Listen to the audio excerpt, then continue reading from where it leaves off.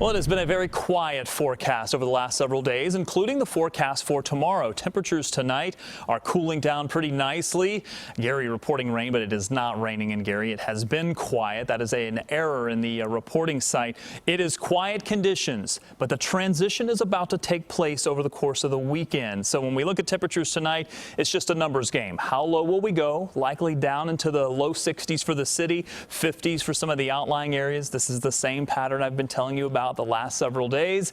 And then tomorrow a little bit warmer. The sunshine and now some south winds will get us up into the 80s. The big question is, when will the moisture return? Well, it's definitely not happening tonight. That's why we'll keep the skies clear, and the humidity has been pretty comfortable. And that'll be the same case for tomorrow. You get sunshines across the board, low to mid 80s for most of you. This is the easy part of the forecast. Where it gets a little more difficult is the Saturday forecast. And I do have some updated information. I did add an isolated storm chance to your Saturday, but I do think most of the day is going to look like this, although I did add a few more clouds. Also keeping that isolated storm chance in for Saturday. So here's a bit of the new information.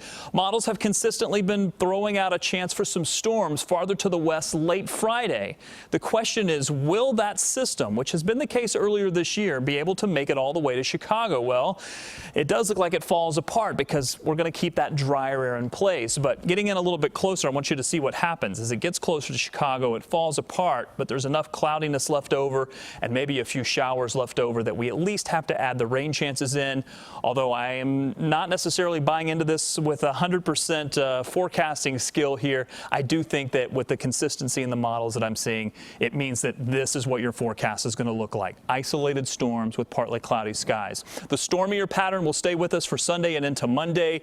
We bounce back and forth between the mid 80s and those chances for rain. Brad? Rob, thank you.